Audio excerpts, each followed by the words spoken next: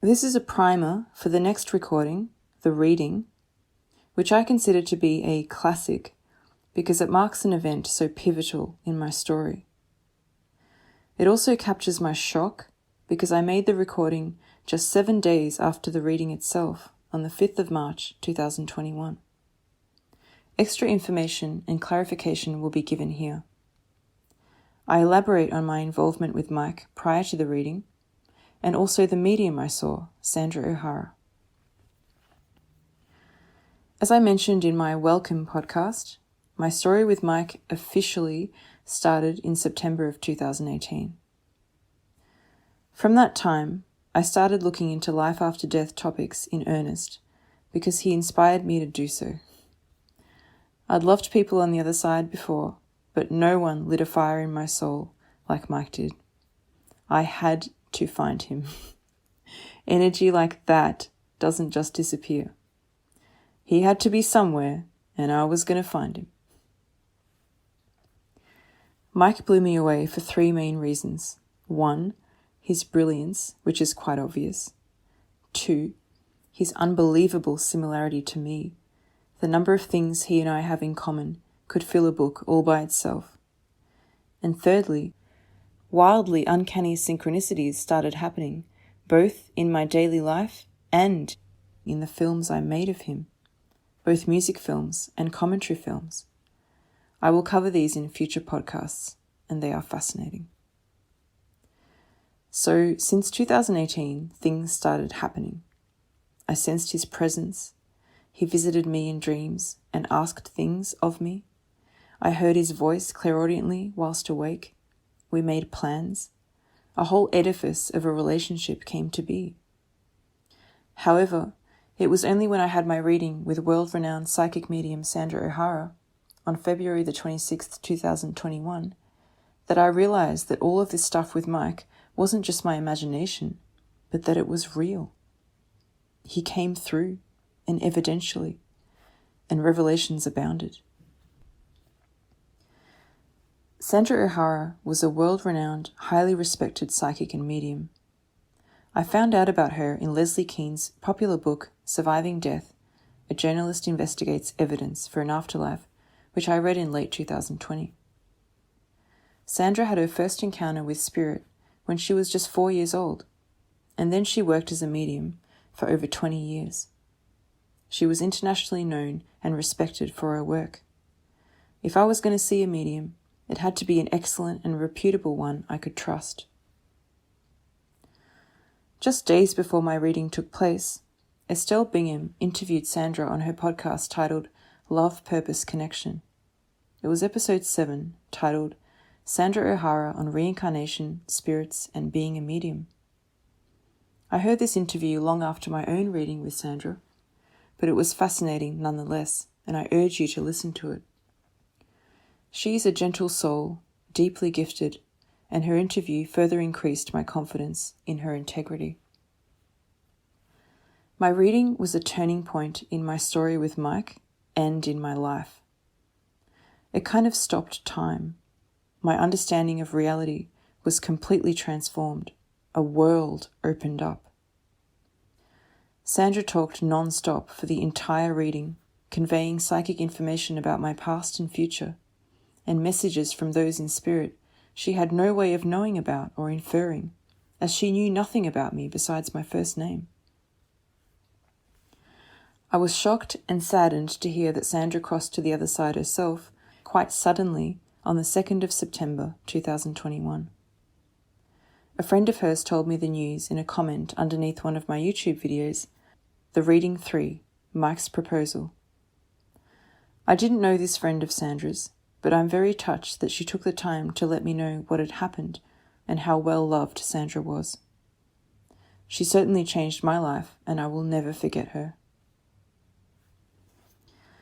So there's a lot to my story with Mike before the reading happened and after, but I'm posting this recording early on in my podcast because of the way it changed everything. Prior to Sandra's reading, as I mentioned, a whole bunch of stuff had happened with Mike, but I didn't 100% believe that it was real. It was more like a fun fantasy, like, Let's just participate in this because it's fascinating. I love him and it makes me happy. Why not? But when he came through this famous medium, it was like, oh my God, this is all really happening. Her professional status and renown made everything much more serious, a whole different ballgame. Going into the reading, I was a little nervous, and of course I wanted to hear from Mike, but I didn't want to put pressure on anything, so I just went in excited, curious, and open. I only asked one thing of him in the months leading up to it, to make a reference to Eddie Murphy. I got this idea from Leslie Keane, and I will elaborate on it later. Now, a very important point. In the reading, I didn't mention something that Mike said.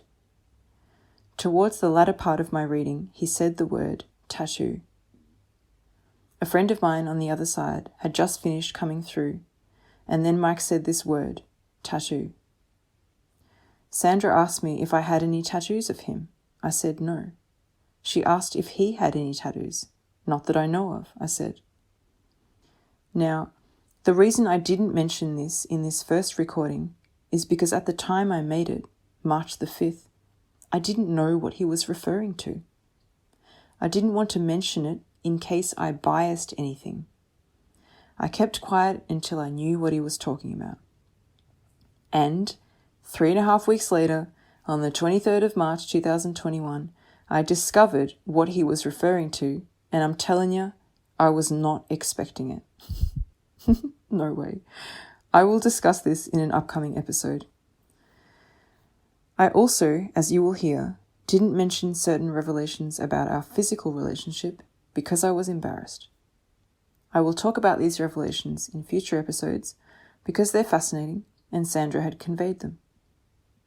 There are other minor corrections to be made, for example, in my description of Sandra's descriptions of Mike's voice, that I will also address later. Mike also showed images at the start, but at the time of the recording, I didn't know what they related to, so I didn't mention them. Other stuff was about my birth family. Sandra also named the era Mike was from, further identifying him. A lot of stuff came through, but either I didn't know what it related to, it was private, or I was just too shocked and plain old forgot to include it. I will cover all of these in detail in future podcasts. Finally, I sound a bit shell-shocked in the recording, and that's because I was. I was totally stunned. Imagine a near-perfect stranger telling you these things as though they were reading an open book about your life. Sandra knew nothing about me apart from my first name. And to have Michael come through, oh geez. People fainted and stuff when they met him. This man has had an effect on people in the world like no other. His effect on me has been seismic, but recall that I didn't take it 100% seriously until the reading. I knew there was something significant going on between us, but I didn't know what. And I didn't know that he was in on it. Sandra's gift revealed this. We met in a way that I knew wasn't my imagination. I love the imagination, but when it comes to connections with other people, it has to be real. The power of this experience was and is immense. Even now, a 1.5 years after the reading, I'm still kind of reeling. When I'm alone and quiet and think about it, everything that happened, I relive it, and its effect is just the same. She heard his voice and described it accurately. I mean, Michael's voice there are no words for it. Millions of people know and love his voice. Sometimes I just laugh, and then I cry, tears of joy, and then I laugh again. So I hope you enjoy this classic recording. The experience changed my life, and everything in it really happened as I convey it.